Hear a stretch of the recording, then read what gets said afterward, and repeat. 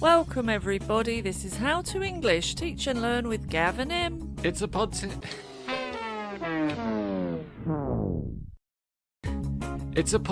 about teaching and learning English as a foreign language. All opinions stated are personal and references will be given when necessary.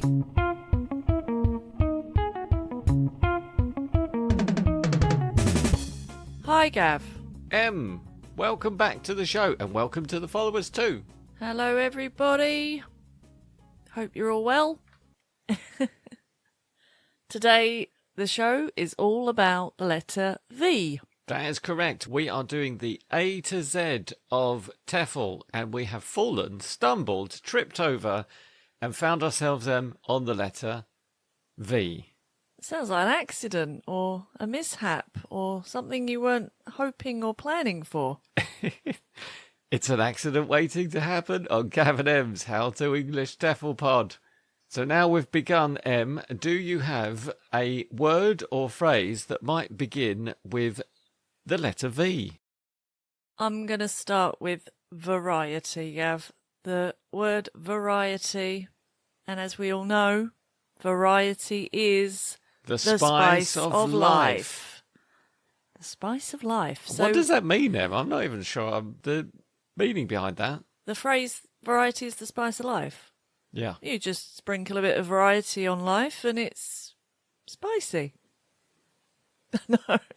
No, variety is the spice. So you are sprinkling variety on life to give it flavour, to give it some oomph.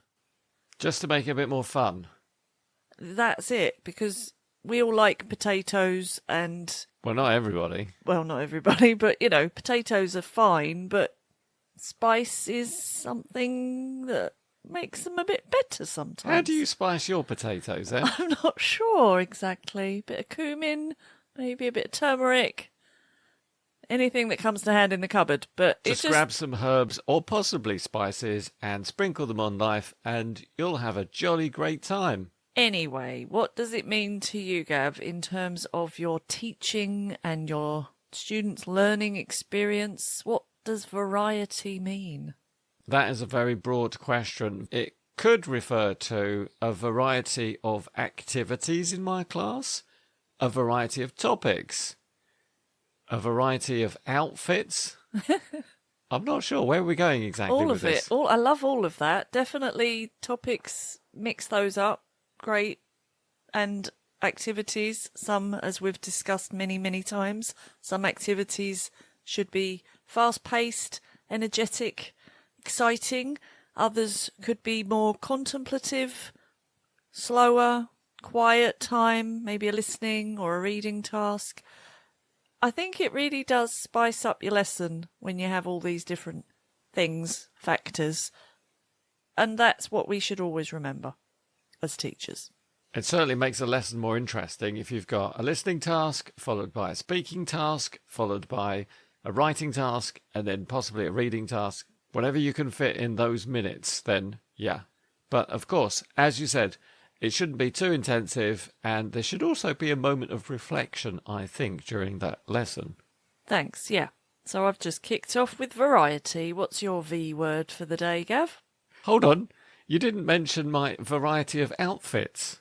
Well, we can go into that if you like. I think as an integral part of teaching TEFL and possibly learning. You do? Yes. Can you elaborate? Say you teach 5 Mondays in a row with one class. They do not want to see you in that yellow T-shirt every time. Yeah, you're right. I think that's a good thing just to pay attention to. Accessories, maybe, also. Have a look in the wardrobe. If there's a green T-shirt for the second week, maybe an orange T-shirt for the third week, and then you could go back to the yellow one because they're probably forgotten by then. I don't know who's paying that much attention to what you're wearing, but yeah, all of it is good advice. You don't want to be that teacher recognised as the one wearing the yellow T-shirt, do you? I definitely don't. Do you have a yellow T-shirt? Not yet, but I am seriously considering buying one. Maybe I do want to be that teacher that's always wearing the yellow T-shirt. I love yellow. Yellow's great. See? Variety is everywhere, Em. A variety of colours. Let's keep it colourful. And before I go to my first V, I have a mini feature which is called Valued Supporters. Therefore, I must mention Sergio at Grammar Drops. If you're interested in improving your grammar, your vocabulary, go to YouTube, type in Grammar Drops, one word, and you will find Sergio's fabulous teaching page. Lots of learning to do there. Thanks for your support, Sergio. Sending you a big hug. And on that topic, Gav, Whizbusters also sent us a lovely comment. So thank you very much, Whizbusters. We really appreciate that. And you should head on down to whizbusters.teachable.com. And there you can find some great tutorials on how to improve your English online. Back to you, Gav. What was your V? My V for this episode M, episode 22, season 6 of Gav and Em's How to English Pod, is voiced letters. Nice. Does that have a voiced letter in it? The word nice. It does. Yeah? Okay. I really don't know what they are. I think Can the you N is explain? voiced. The N is voiced. What does it mean? It means that if you put your fingers to your throat, you will feel some vibrations. Ah, nice. Yeah, it is at the beginning. Nice. And voiced, for example. Voiced. You can feel your vocal cords vibrate. We're going to look at a couple of letters. V, obviously.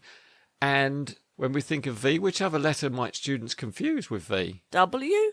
W. Yes, they are often confused. The V and the W sound. Depending on where you come from, but yes, I think you're right.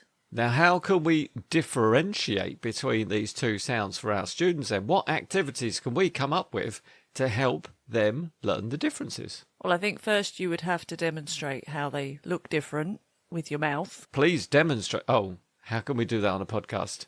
Please describe that to us. Well, the V, you have to put your top teeth on top of your bottom lip. V. Push out the air. V. And the W sound. W.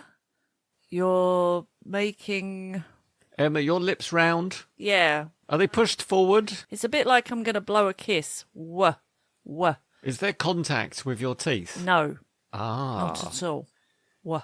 Is there friction between your lips and any other part? W. No. That's not fricative then. Apparently not. What's As opposed to...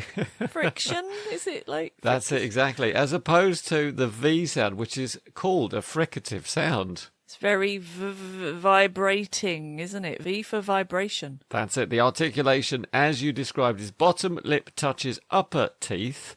You will feel the friction with your teeth, and it's a voiced fricative with only partial blockage. That sounds painful. No, it's not, is it? It's easy. You just have to practice. What's the activity for this, Gav? I like that you've already demonstrated how we can make Oh, those yeah, noises. you were going to ask me what my activity was, but I've just demonstrated, so I think now you should tell us an activity. Flashcards. Yeah, flashcards. What do you mean, flashcards? I think we could play minimal pairs. With flashcards? Yeah. I'll hold up one of these two words, for example, wine or vine, and you'll have to tell me the pronunciation of that word. Let me demonstrate. I'm holding up a word now. And the word is wine with a W. Well Wine. done. Wine. W-I-N-E. I'll try one of these two words, M. That's vest with a V. Vest. V-E-S-T, correct. I could have held up the west word. That would have been its minimal pair, but you got the vest one that time. And finally, this one. That's wheel. W-H-E-E-L. Very good pronunciation. I could have held up the veal word, which is V-E-A-L, but you correctly identified the W sound, which was in the wheel word. Minimal pairs, M. I guess you could also do this with pictures, if you wanted to. I don't know how you'd do veal as a picture, maybe a baby cow on a plate, but it would work as pictures if you want to make it a little bit more challenging and teach them vocab at the same time. We haven't mentioned tongue twisters yet. Well, it was just a matter of time, wasn't it? Shall I do mine first? You go for it, yeah. Vivian's velvet vest vanished very violently. Right. Can I do one? Of course. Wendy's wild walrus went west with William. I'm sure it did. So we practiced the V and the W sound together, Em. I like that activity, Gav. You could get your students to write their own versions too. Yeah, I guess you could. We could listen to a recording and write down all the V or W words in the audio, check with our partners, and then read them back again to see if we got all of them. I like that. Finally, have a competition. Pair your students off into groups. No.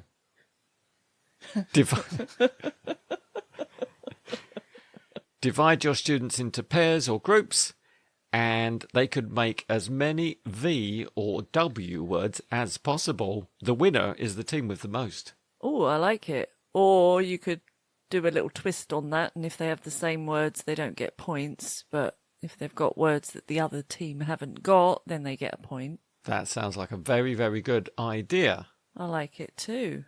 Is that it, Gav? Yes, Em, because sadly, we don't have time to talk about other fricative or voiced approximate words. I think you just like saying the word fricative, don't you? I do, and we also don't have time to talk about plosives, nasals, or any of those other sounds, or unless you want to talk about them. Sorry, but I have to know what a plosive is. Is it an explosive without the X? Let me give you an example, Em. Bat, cab. Is it the B sound? And how would you describe that to your students if they were trying to make that sound? It's like a puff of air. Cab. Bat. Lips close, then release with vocal cord vibration. That's a plosive. Yes. So it's a bit like an explosive, but a very soft one. It could be dog, mad. The tongue touches the ridge behind the teeth, then releases. Or go, bag, back of the tongue touches the soft palate, then releases. All very technical, but important stuff. Did you want to hear the nasals? Go on then. Man, lamb. Can you describe that sound to us? How do you make that with your mouth? It's a kind of whiny sound coming from your nose.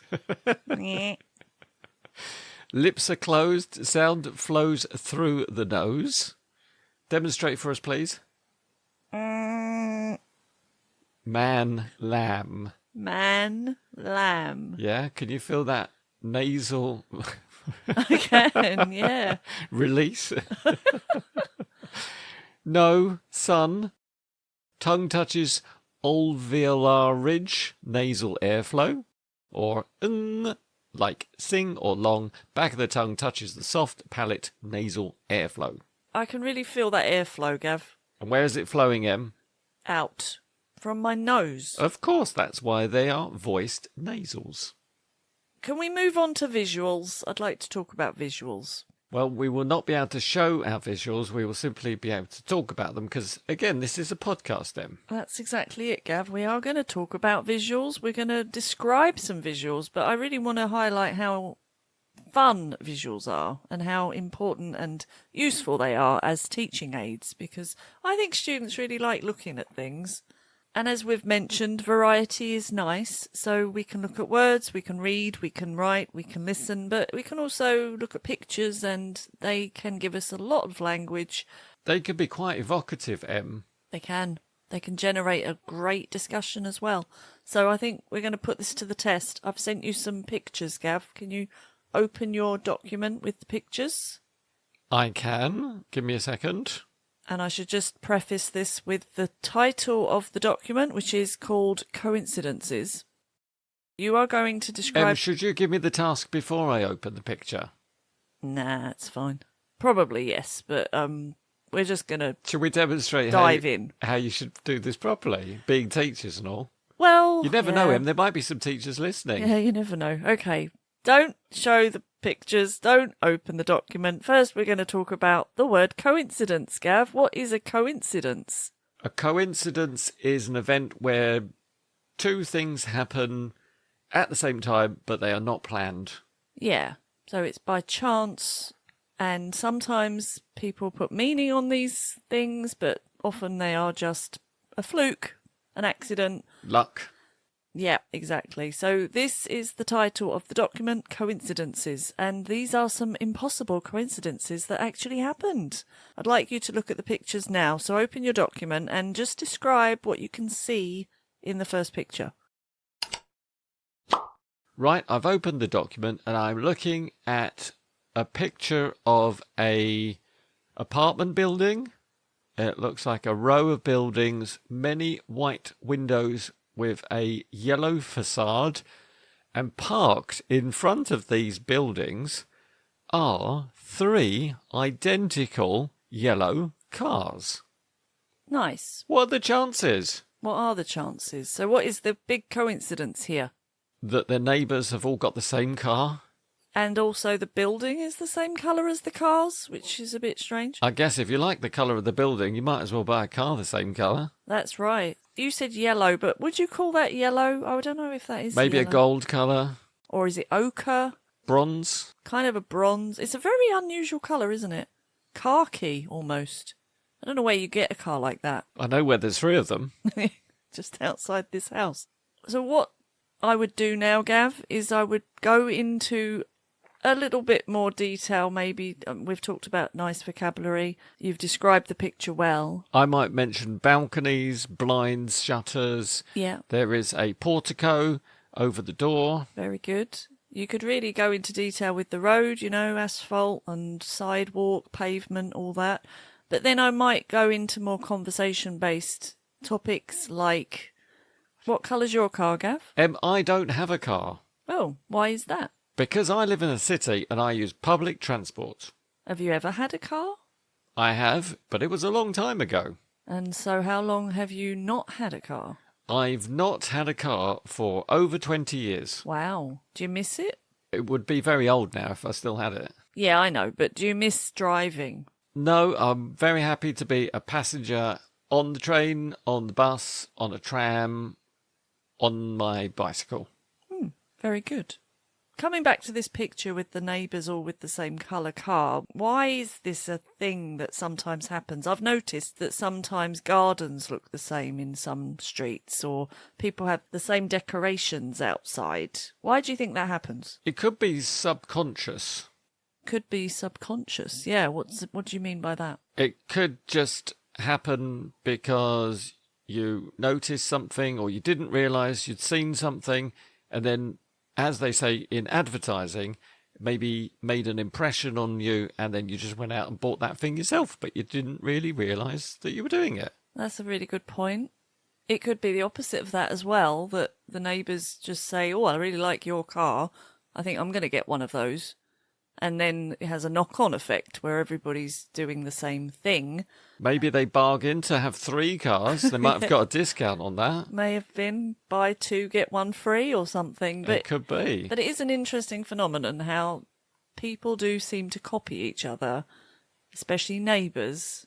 And we could go on and talk about, neighbours and, our experiences. But let's go on to the next picture, Gav. There's more? Yes. Describe the next picture, Gav. I am looking at a set of results. It says last week. It's got April 9th to the 15th. It's got the number of steps. It says 24,177 steps for last week.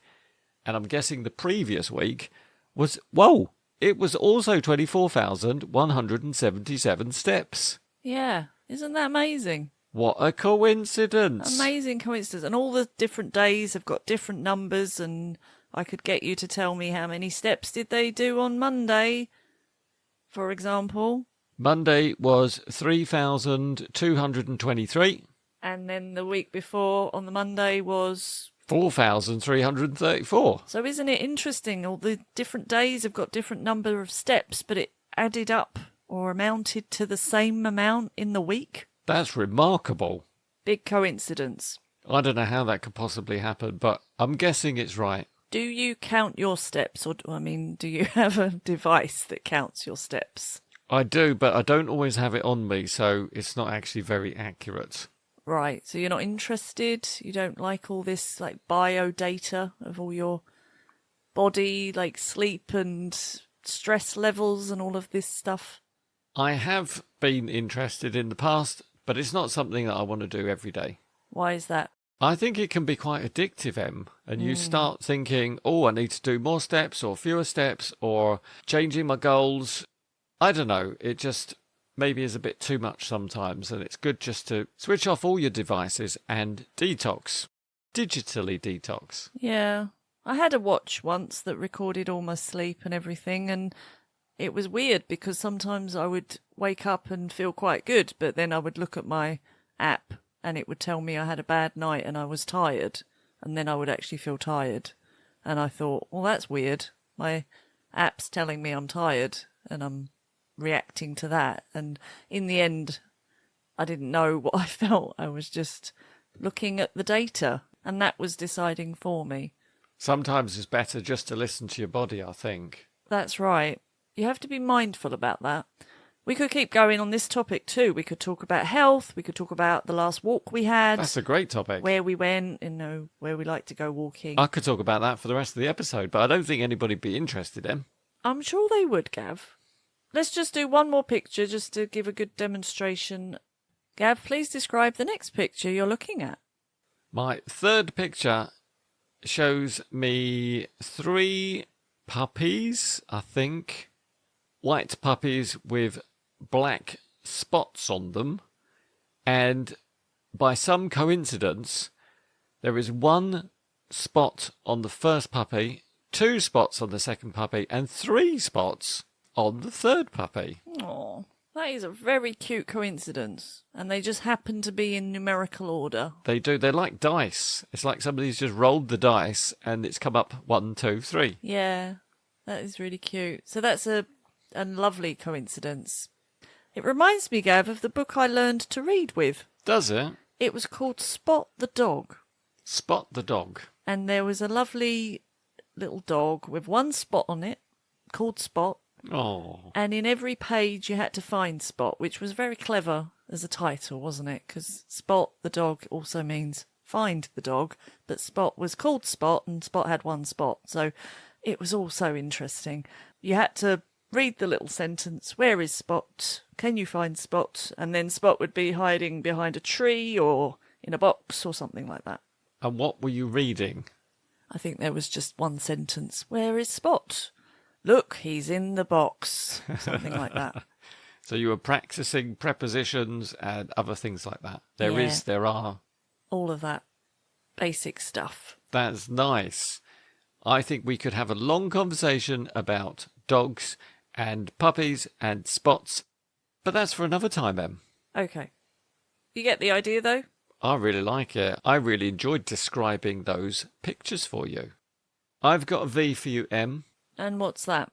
I would like to know, have you found your voice as a teacher? After all these years of teaching, you must have found which is the voice that Em, the teacher, uses in her classroom. You mean, have I got a special voice I use when I'm teaching, or that have I found who I am in a kind of philosophical, deep way? Possibly a little bit of both, but how do you show your authentic self in the classroom? Are you confident, playful? Are you empowered? Are you warm? Are you authoritative? Who is the teacher Em in that classroom? Wow, this is deep. I think it takes time. Well, you've had long enough.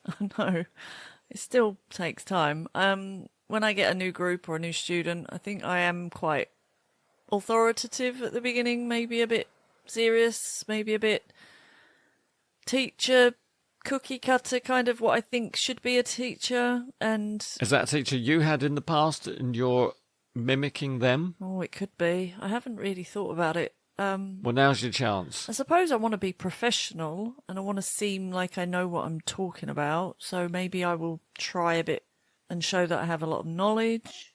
Actually, I don't know if that's true. Do you impress them with your vocabulary and your wide uses of grammar? No, actually, maybe that's not true. I think I'm a bit of a soft touch at the beginning. I do like to start slowly, let students build their confidence. Warm, friendly, yeah, inviting. Maybe I'm not authoritative. I like to think I am, but now I'm thinking about it, I'm not. I'm just quite kind. and And then I get a bit harder with them because then I'm like, okay, this is enough of your nonsense. We're not going to accept any mistakes Is anymore. that 1 minute into the lesson? No, that's probably a good couple of weeks in. Then I turn on the harder version of me, and then Austere? Serious? no, not austere or serious, just a little bit more controlling, if that's the right word. Do you become more confident? Yeah, I think so. I relax a bit, and I think the students relax a bit, and then you can be a bit more playful and maybe a little bit more direct. What about you? I am also I actually am authoritative at the beginning, and I am a little bit more serious, but I'm also very smiley and very welcoming. I do like to present myself as a very friendly, warm teacher who welcomes the students into the space, and I want them to feel confident enough to share their ideas with me. How do you do that? Apart from smiling and saying, "Oh, that's really interesting. Please tell me more." I also show a lot of interest and try to get a little deeper into the topics that the students raise with me. So if they're talking about their work, if they're talking about their family, if they're talking about their free time activities, I like to get a little bit deeper into the subject and say, well, tell me a little bit more about that. How does it work? I'm really interested in that thing. Oh, I didn't know that. That's fascinating. And I think that makes the student more comfortable. Yeah, I think it's quite a struggle, though, as a teacher to create that, because I do suffer from the conflict between being a teacher and being a nice person who's just interested. So I have to remember I'm not just there for a conversation, I'm there to teach and correct. But when you're really engaged in what somebody's saying, it's really hard to detach from just being interested and showing that you're interested to then be, teachly about it. So as we've said many times, you have to tread the tightrope between those two things. But you have to make sure it's clear that you're a teacher and not just an ear to listen, because that's not a lesson. It's not just a friendly chat. They are there for the purpose of improving their English skills. Yeah. So I think that is a skill I'm trying to hone, or maybe a voice that I'm trying to refine, of how to sound interested and engaged, but then also teach at the same time. For example, I might have running in the back of my mind a Lexis or the vocabulary that I think is key to that conversation, whether we're talking about motorcycles, fishing, economics in the 1950s Britain, whatever that topic is, I will have in my mind, I want my students to be using this kind of language, this grammar, and for me it's very clear. Well, I think you're very good at that. You've got an agenda, or the students are sort of coming along a track with you, but you're very much leading them. And I do that too, but I think with more free practice, I get a lot more swept up with what the students are saying and perhaps miss opportunities where they could actually be expanding their vocabulary or pushing themselves with grammar. It's a fine balance, Em, and every teacher does it differently. So have you found your voice now? Have I found my voice? Sometimes, yes. Sometimes I've found it and sometimes I haven't. I'm sorry I can't be any clearer on that, but I do feel sometimes that I'm not, authentic, or I'm not doing what I should do. I do doubt myself still. So, yeah, I've got quite good at knowing, but I'm still not all the way there. Okay. Thank you for sharing that with us. Which kind of brings me to my next V word, which is victories. And they could be big or small victories, but what do you consider a victory, Gav, if you're teaching? Happy students who feel like they've had an opportunity to express themselves and share their ideas with their classmates. And when we finish, we all wave goodbye and say, see you next week, and we genuinely look forward to it. That's really nice. So finishing on a high is a victory. I definitely agree with that. When you see students join the meeting or come to the class looking a bit stressed or tired, and then by the end of it, they're smiling and happy and in a good mood, that's definitely a victory for me. And in terms of their errors and their upgrading and teaching them something new, do you feel like it's a victory if they achieve language they didn't have when they joined, or at the beginning of the course they weren't very good at that language and then they can produce it at the end? Achieve meaning acquire new language? Yeah. That would definitely be a victory, but I can't always be sure that they're going to have that language when they come to the lesson next week. So Yeah. if they've written the new language in their notebooks or they've made a note somewhere, then I think that also could be a victory. Maybe little victories are also important. I completely agree. And sometimes I think even if they haven't learnt something new, even if you've just got them to use the language they already have without the mistakes, I think that's a really big victory for me anyway. Sometimes I'm just happy if they can speak without any error or express something clearly. It doesn't have to be new language. It just has to be correct language. And I'm really happy with that. That's a victory too. Have you got any more V's, Gav? I have got another V, and it's vocabulary and Lexis. The difference. Good question. I thought they were the same. Well, you know, vocabulary is words, and Lexis is groupings of words, No, I did not know that. So good. including idioms, expressions, and all that sort of thing. Well, thanks for clarifying that, Gav, because I wasn't exactly sure. So any word can be vocabulary, but it's a group that is a Lexis. That's it. Right. Have you got something fun for us to do? No, but I have got an activity. Oh, not a fun one. Well, maybe. Let's see how it goes. Em, give me 3 headings that I might put my Lexis words into. Any 3? Yeah, any 3. Food and drink. Yes. Feelings. Feelings, okay. And, Daily life. right.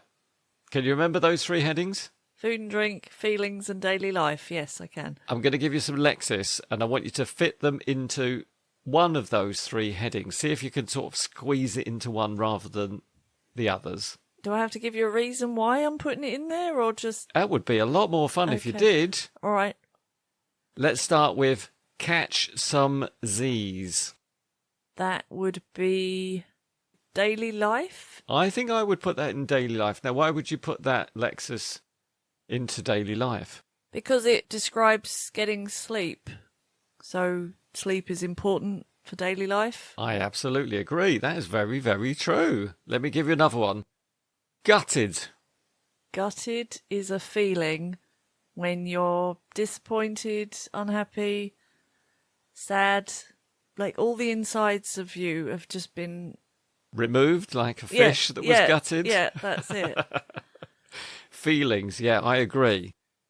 Let's try this one. To cook up a storm. That would be food and drink. To cook something incredible, maybe a lot of things, quite a complicated menu, something like that. That's good. Food and drink. We are idiomatically cooking up a storm. Let's try another one. I was blown away. That's feelings, and that would be very surprised, astonished, possibly shocked by some news or an event. That's it. Again, quite idiomatic. They're very idiomatic. It sounds a bit like the ship was blown off course. Or you were just standing and some wind came and knocked you over. But it wouldn't literally blow you into space, for example. No, Gav. My next one is to run errands. Daily life, run errands, do tasks, get things done.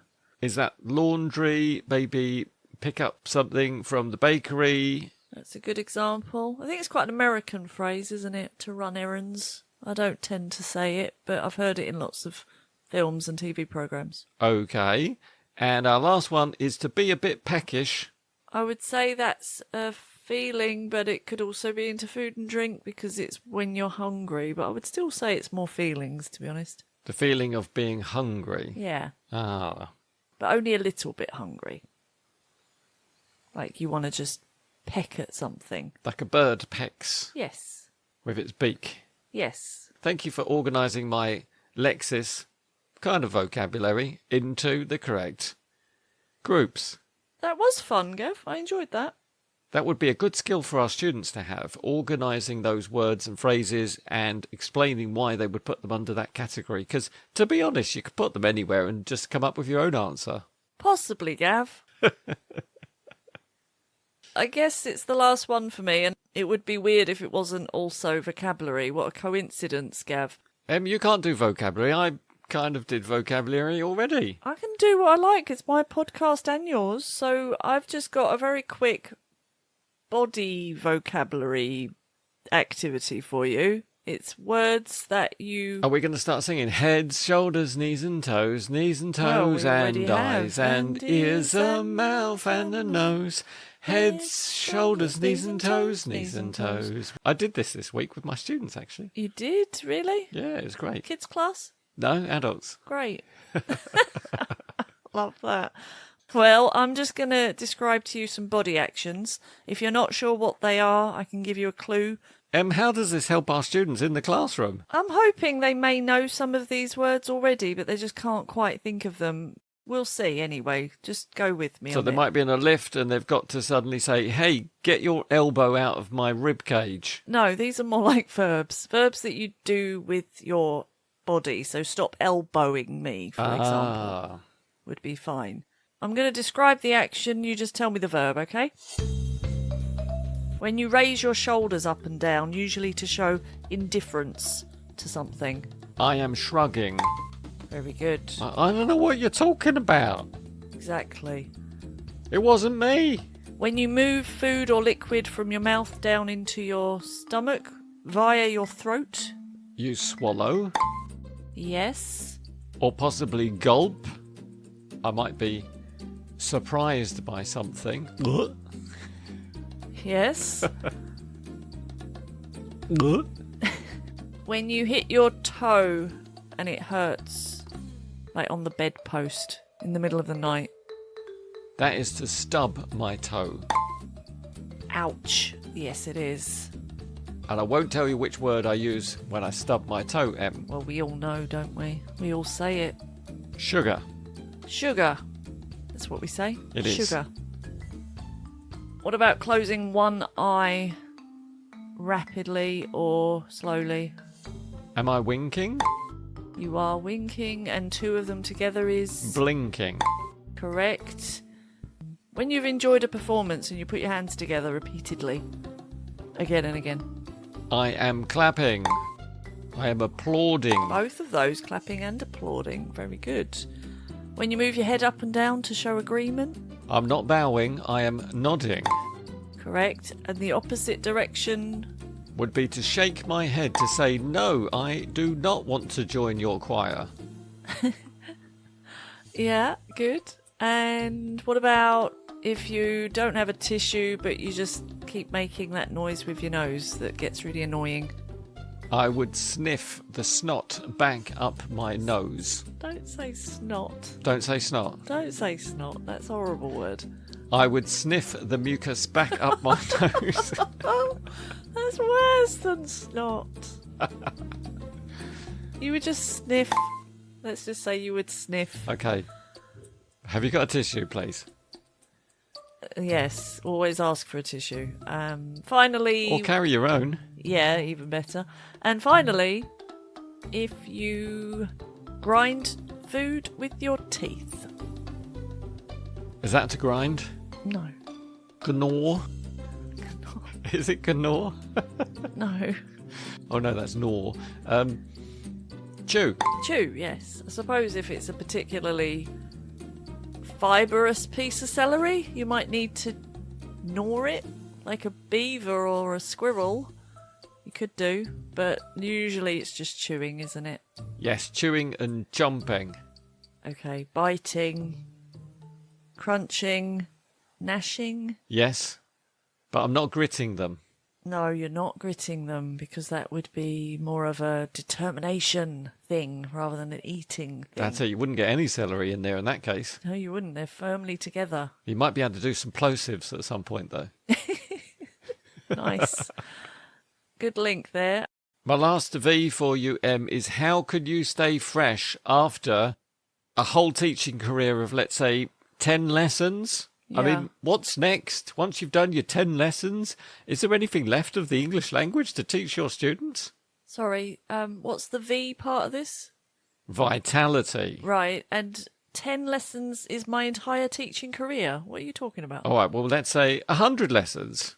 I think we're up to probably 1,000? more than that. I would 10,000? A lot more. I've done a little calculation and I put it at approximately 12,000 lessons. No, really? Oh, wow.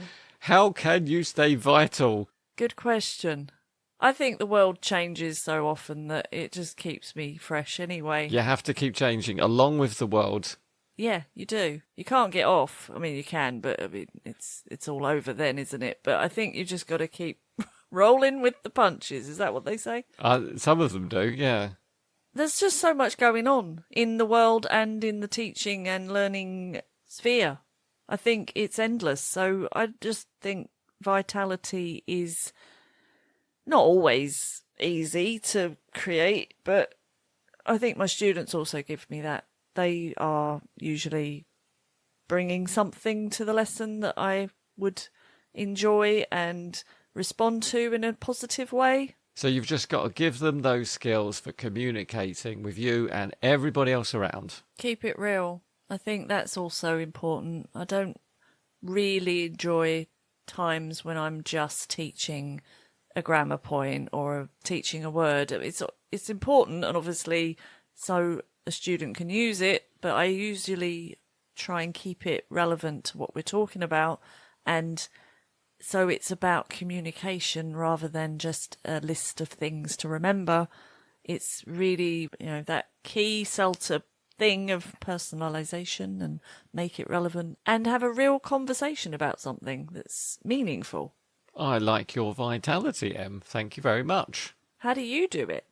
In exactly the same way. With coffee, you mean? Yes, plenty of coffee. In fact, Em, on the topic of coffee, ko-fi.com/how-to-English-pod. If you want to send us a nice, refreshing beverage to help with our vitality on the show and in life generally. Or tea. Some V's we didn't have time for. M, values. What are your values in ELT? Ooh, very Respect, inclusion. Think about your curriculum. Maybe values clash. How can you respond with empathy? And did you provide value to your students? Did they come back the next lesson? Was it worth all that money they're spending on you? That's right. We didn't talk about vowels. A, E, I, O, U. That's a song. But yeah, we didn't talk about vowels. They're important. Very important. Probably as important as consonants. Yep. Definitely. Validation. Validating your learners. Confidence and correction. Don't forget to be supportive, teachers. Absolutely. Video, Gav. We don't need them anymore.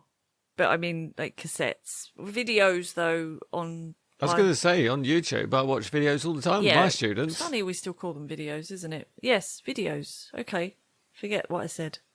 They're really important. Watch videos. Talk about them. Recent events, news, people, influencers. Great content out there. Definitely. And vulnerability. Be vulnerable. As you said, be yourself. Be prepared to share with your students as much as you want to and allow them to share what they want with you and just make it real. Is that your tip of the episode? It is my tip of the episode. How did you guess, Em? Because it's a good one. Have you got one? Yes, my tip is volume. And I'm not talking about speaking loudly or quietly. Are you talking about the volume of coffee you might need or tea before your lesson? Could be that. Actually, volume of voice is important. You have to speak so your students can hear you, but not so that they're annoyed by how loud you are. It is important. But no, I'm thinking volume of information, volume of language. Don't overwhelm your students. Bear in mind, it may be new. They may not have heard it before. It might be the first time they've encountered that word or phrase or grammar structure. And go slow. Go with them. Stick with their pace. Check they understand before you move on. Check they all understand before you move on. Don't be worried about going slow. But on the other side, if they catch on and they're really good at what you're saying and they've understood it, then go a bit faster. But keep an eye on volume. I certainly will in the future. On that final V, I would like to say thank you very much for your very interesting V words and expressions. And I look forward to the next episode, which is... W. W. We were talking about how you say it, so W is next. Are you talking about our voiced approximate? I am. Are you articulating your lips round and pushing forward with no contact with teeth? I am. That's exactly what I'm doing. That must be the letter W. It is going to be W next week. Looking forward to that, Gav. Me too. Catch you later, Em. Bye for now, Gav.